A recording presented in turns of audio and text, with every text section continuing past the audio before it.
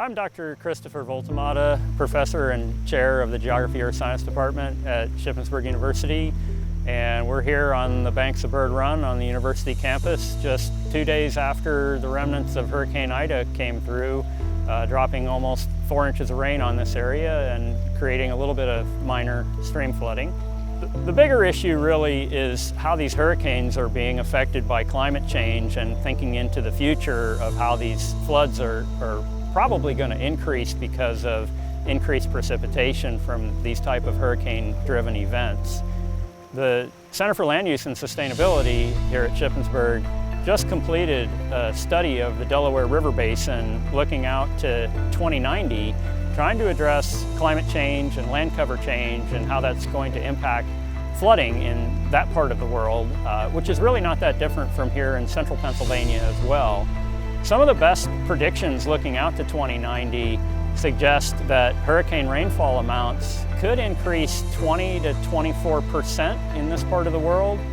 If we take some of the historical hurricanes that we've had, like Agnes in 1972, that's the flood of record on the Susquehanna River, and would imagine increasing those precipitation amounts by 20 or 24%, that's an enormous impact with added damages, added impact on communities, added hazards, and so on. The other really key part of this is to think not only about just that peak level of water or that peak discharge in a flood, but also the duration of that event. When we have more rainfall and more total volume of water, those floods are lasting longer.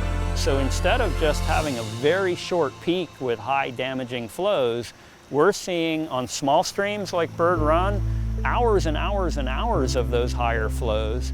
And on big rivers like the Susquehanna, even increases of days of high water. So those are additional impacts to think about as we look at climate change going out into the future. Solutions to those issues are certainly challenging. We need to be committed to reducing our greenhouse gas emissions and trying to pull back the worst case scenarios in climate change. There's a lot of momentum behind what we've already loaded into the atmosphere, so that's a very long-term prospect. More immediately, we need to be thinking about land cover changes, good stormwater management strategies in communities, good agricultural practices for healthy soils that are going to increase infiltration and reduce those runoff amounts, keeping our forests healthy, and then some hazard mitigation strategies in communities, getting structures and people out of the floodplain, and dedicating this part of the landscape that we know is going to flood to land uses where that's acceptable.